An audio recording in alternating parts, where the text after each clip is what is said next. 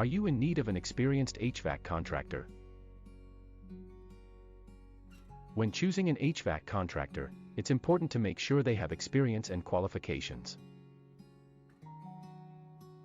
A qualified HVAC contractor will have the appropriate industry certifications and a valid license. Look for reviews online and ask for references from previous customers.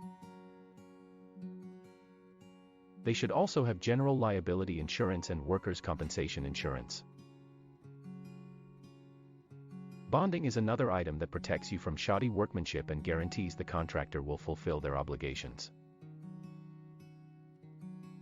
Look for customer reviews to get an idea of their track record and what other people think of their work. With a little research, you can find an experienced and reliable contractor.